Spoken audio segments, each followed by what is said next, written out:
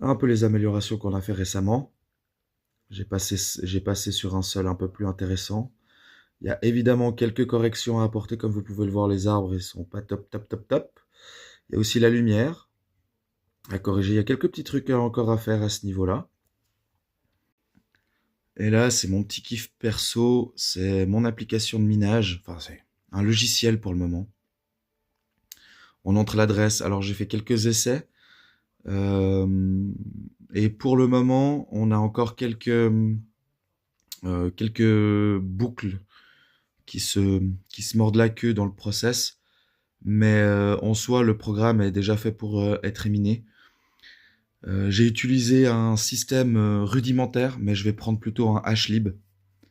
Et voilà, comme ça vous avez une vue complète sur tous les projets qui ont été lancés sur cette chaîne, mais aussi par moi-même et puis par notre. Alors j'ai réussi à trouver un moyen au M2 de miner des bitcoins. Alors que je sais que pour la moyenne des gens, c'est impossible et ça prendrait énormément de temps. Effectivement, si on prend les méthodes du SOTA, telles que c'est pensé et fait sur Apple M2 Silicon, oui, j'en ai pour 1,1 million d'années.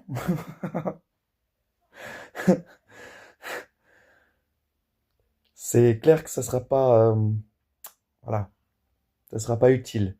Mais cette problématique vient du fait que j'utilise comme je vous l'ai dit tout à l'heure, il faudrait plutôt que j'utilise un système HLib que plutôt un système de Python, qui est lié à Python ou qui est lié à des dépendances Python, car trop lent. Mais l'idée, c'était de tester la méthodologie et la mathématique de base. Je vous explique en fait. Pour beaucoup de gens, c'est impossible de booster le CH251, la blockchain du Bitcoin, alors que au lieu de la modifier, au lieu de changer sa nature, on pourrait simplement la multitrader sur plusieurs échelles. Encore une fois, c'est toujours ces histoires de multi-échelles, d'échelonnage, d'échantillonnage multi-échelles, d'analyse statistique, topographique de tout ça en fait.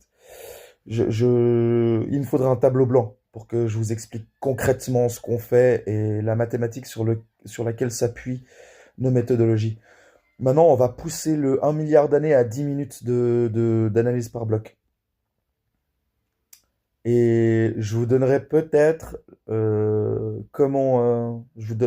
solution de comment on a fait. On verra, on verra.